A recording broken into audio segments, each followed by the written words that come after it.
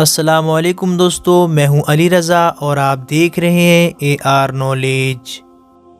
محترم ناظرین، ایک بادشاہ جس کی بہت بڑی سلطنت تھی، اس کی 7 بیٹیاں تھیں مگر بیٹا کوئی نہیں تھا۔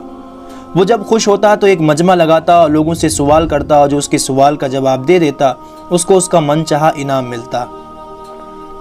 ایک دن بادشاہ بہت خوش ہوتا ہے اور اپنی 7 بیٹیوں کو بلا کر پوچھتا ہے کہ میں تم سے ایک سوال پوچھوں گا اور اگر جواب اچھا لگا تو تمہارا من چاہا انعام بھی دوں گا۔ سب ایک قطار میں کھڑی ہو جاؤ اور ایک ایک کر کے بتاؤ کہ تم کس کا دیا کھاتی ہو اور کس کا دیا پہنتی ہو۔ 7 میں سے 6 بیٹیوں نے کہا، ابا حضور آپ کا دیا کھاتے ہیں، آپ کا دیا پہنتے ہیں اور آپ ہی کی وجہ سے ہماری یہ شان و شوکت ہے۔ یہ سن کر بادشاہ بہت خوش ہوا اور سب کو ان کی من پسند چیز دے دی۔ جب سب سے چھوٹی بیٹی کی باری آئی تو اس نے کہا کہ میں اللہ کا دیا کھاتی ہوں اور اپنی قسمت کا پہنتی ہوں اور یہ میرا نصیب ہے۔ بادشاہ یہ سنتے ہی آگ ببولا ہو گیا اور کہنے لگا، اے کم بخت، تو نے میری ناشکری کی ہے، تجھے اس کی سزا ضرور ملے گی۔ شہزادی نے کہا، جو حکم ابا حضور۔ بادشاہ نے سپاہیوں کو حکم دیا کہ جاؤ اسے جنگل میں چھوڑ آؤ، میں بھی دیکھتا ہوں کہ یہ میرے بغیر کیسے اللہ کا دیا کھاتی ہے اور اپنے نصیب کا پہنتی ہے۔ شہزادی سے تمام زیورات واپس لے لیے گئے اور خستہ حال کپڑوں میں بغیر کسی ساز و سامان کے بادشاہ کے حکم کے مطابق جنگل میں تنہا چھوڑ دیا گیا۔ لیکن شہزادی بہت پرسکون، مطمئن اور اللہ پر توکل اور بھروسہ تھا کہ جو اس نے رزق اور عیش و عشرت میرے نصیب میں لکھی ہے وہ مجھے ضرور ملے گی۔ سب سپاہی شہزادی کو چھوڑ کر واپس چلے گئے۔ شہزادی جنگل کو دیکھنے لگی کہ چاروں طرف درخت ہی درخت تھے اور دوپہر سے شام ہونے والی تھی کہ شہزادی نے سوچا کیوں نہ کچھ لکڑیاں جمع کر لوں تاکہ رات کو آگ جلاؤں، پھر کوئی جنگلی جانور بھی پاس نہیں آئے گا اور رات بھی گزر جائے گی۔ شہزادی جنگل میں لکڑیاں ڈھونڈنے چل پڑی۔ اس کی نظر ایک جھوپڑی پر پڑی جہاں ایک بکری بندھی ہوئی تھی اور اندر سے کھانسنے کی آواز آ رہی تھی۔ پہلے تو شہزادی بہت حیران ہوئی کہ اتنے ویران جگہ پر جھونپڑی۔ جب وہ جھونپڑی کے اندر داخل ہوئی تو کیا دیکھتی ہے کہ ایک بوڑھا ضعیف شخص ایک چارپائی پر لیٹا ہے اور کھانستے کھانستے پانی پانی پکار رہا ہے۔ شہزادی ادھر ادھر دیکھتی ہے کہ کونے میں ایک پانی کا مشکیزہ رکھا ہوا ہوتا ہے۔ وہ گلاس میں پانی بھر کر بوڑھے ضعیف کو پلاتی ہے اور جھونپڑی کی صاف صفائی کرتی ہے۔ اتنے میں بوڑھا ضعیف شہزادی سے پوچھتا ہے کہ بیٹی تم کون ہو اور اتنے بڑے جنگل میں تم اکیلی کیا کر رہی ہو؟ تب شہزادی اسے بتاتی ہے کہ وہ یہاں کیسے پہنچی۔ بوڑھا ضعیف اسے جھونپڑی میں ہی رہنے کا بولتا ہے اور کہتا ہے کہ میں شہر میں کام کرتا ہوں، صبح شہر چلا جاؤں گا اور 8 دن کے بعد واپس آؤں گا۔ تم یہی رہو، جھونپڑی میں کھانے کا سامان ہے اور ندی پاس ہی ہے، وہاں سے تم گھڑا بھر کر لے آنا۔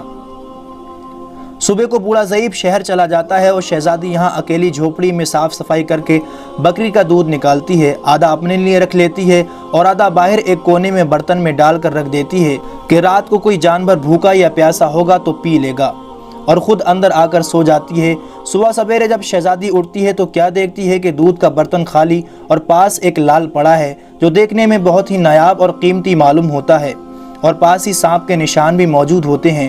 تب شہزادی کو یاد آتا ہے کہ بچپن میں اس نے سنا تھا کہ جب کوئی نایاب سانپ بہت خوش ہوتا ہے تو ایک ایسا لال اگلتا ہے کہ جس کی قیمت ہیرے جواہرات سے بھی بہت مہنگی ہوتی ہے۔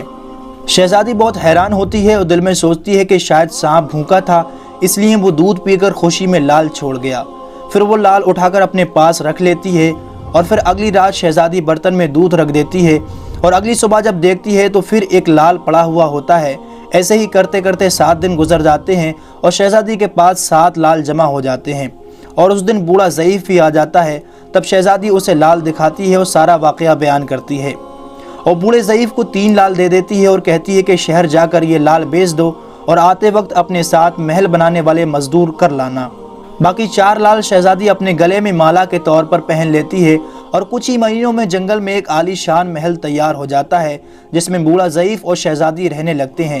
ایسا خوبصورت محل جس میں ہر آرائش، نوکر چاکر، دنیا کی تمام نعمتیں موجود ہوتی ہیں۔ شہزادی جنگل میں لکڑی کی ایک فیکٹری لگا دیتی ہے جس میں غریب کام کرتے ہیں، ان کی روٹی بھی چلتی رہتی ہے۔ دیکھتے ہی دیکھتے جنگل ایک شہر نما بن جاتا ہے اور دور دور تک دھوم مچ جاتی ہے کہ شہزادی بہت رحم دل ہے۔ یہ خبر ایسے ہی بادشاہ تک پہنچتی ہے تو بادشاہ کے دل میں اشتیاق چاہت ہوتی ہے کہ دیکھو تو صحیح کون سے ملک کی شہزادی ہے جس کی اتنی تعریفیں ہیں۔ بادشاہ سپاہیوں کے ہاتھ پیغام بھیجتا ہے شہزادی سے ملنے۔ یہاں شہزادی کے سپاہی جب شہزادی کو بتاتے ہیں تو شہزادی یہ حکم دیتی ہے کہ بادشاہ سلامت ایک ہی شرط پر ہم سے مل سکتے ہیں کہ وہ اپنی تمام بیٹیوں کو ساتھ لے کر آئیں۔ سپاہی جا کر بادشاہ کو یہ پیغام دے دیتے ہیں۔ ایک دن بادشاہ اپنی تمام بیٹیوں کے ساتھ شہزادی کے محل جاتا ہے۔ شہزادی ان سے ملتی ہے، چہرے پر نقاب کر کے ان کے لیے 7 رنگ کے کھانے پیش کرتی ہے اور ہر کھانے کے ساتھ اسی رنگ کا جوڑا اور زیورات پہن کر آتی ہے۔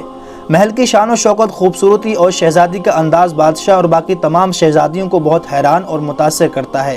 آخر میں بادشاہ شہزادی سے یہ کہہ ہی دیتا ہے کہ تم میری بیٹی کے جگہ پر ہو اور میں بھی تمہارے کہنے پر اپنی تمام بیٹیوں کو ساتھ لے کر آیا ہوں، پھر ہم سے یہ پردہ کس لیے؟ بہت اصرار کرنے پر شہزادی کہہ دیتی ہے کہ ٹھیک ہے، میں تیار ہو کر آتی ہوں۔ سب شہزادیاں آپس میں سرگوشی کرنے لگتی ہیں کہ اتنی تو تیار ہے، اتنے مہنگے زیورات پہنی ہے، اب اور کتنا تیار ہو کر آئے گی۔ اتنے میں کیا دیکھتے ہیں کہ دور سے خستہ حال کپڑوں میں کوئی آ رہا ہے، اور غور کرنے پر بادشاہ کو یاد آتا ہے کہ یہ تو ابھی تک زندہ ہے، میں تو سوچتا تھا کہ اسے جنگلی جانور کھا گئے ہوں گے، اور میں نے اپنے سپاہیوں کو اس کی خبر لینے کے لیے بھیجا تھا تو انہوں نے ہی مجھے بتایا تھا کہ وہاں شہزادی کا کوئی نام و نشان نہیں ہے، تو یہ کیسے ممکن ہے؟ بادشاہ خوشی سے جھوم اٹھتا ہے اور کہتا ہے کہ شہزادی کو بلاؤ، میں تمہیں شہزادی سے آزاد کروا کر لے جاؤں گا، اور شہزادی تمہاری قیمت میں چاہے میری ساری بادشاہت ہی کیوں نہ مانگ لے۔ یہ سنتے ہی شہزادی بولتی ہے کہ نہیں ابا حضور، میں ہی وہی شہزادی ہوں، اور میں نہ کہتی تھی کہ میں اللہ کا دیا کھاتی ہوں اور اپنے نصیب کا پہنتی ہوں، بس اسی اللہ نے مجھے کہاں سے کہاں پہنچا دیا کہ آج میں آپ سے بھی زیادہ امیر ہوں۔ پھر شہزادی اپنا تمام حال بیان کرتی ہے کہ وہ اس مقام تک کیسے پہنچی، اور دکھاتی ہے اپنے گلے کی مالا جس میں ابھی تک 4 لال موجود ہوتے ہیں۔ یہ بات سنتے ہی باقی تمام شہزادیاں دل میں رشک کرنے لگتی ہیں اور سوچتی ہیں کہ کاش ہم نے بھی تب یہی کہا ہوتا کہ ہم اللہ کا دیا کھاتی ہیں اور اپنے نصیب کا پہنتی ہیں۔ دوستو، ہمیں ہمیشہ اللہ تعالیٰ کی ذات پر یقین اور بھروسہ رہنا چاہیے۔ وہ اپنے چاہنے والوں کو کبھی تنہا نہیں چھوڑتا، اور جو اس نے ہمیں نعمتیں عطا کی ہیں اس کا ہر وقت شکر ادا کرنا چاہیے۔ اسی کے ساتھ دوستو آج کی ہماری ویڈیو کا اختتام ہوتا ہے۔ ویڈیو پسند آنے کی صورت میں اسے لائک اور زیادہ سے زیادہ اپنے تمام دوستوں کو شیئر ضرور کیجیے گا، اور ابھی تک آپ نے چینل کو سبسکرائب نہیں کیا ہے تو چینل کو ضرور سبسکرائب کیجیے گا تاکہ آنے والی تمام ویڈیو کی نوٹیفیکیشن آپ کو ملتی رہے۔ میں ملتا ہوں آپ سے نیکسٹ ویڈیو میں۔ اپنا رشتہ داروں اور گرد نواح کے تمام لوگوں کا بہت خیال رکھیے گا۔ جب تک کے لیے اللہ حافظ۔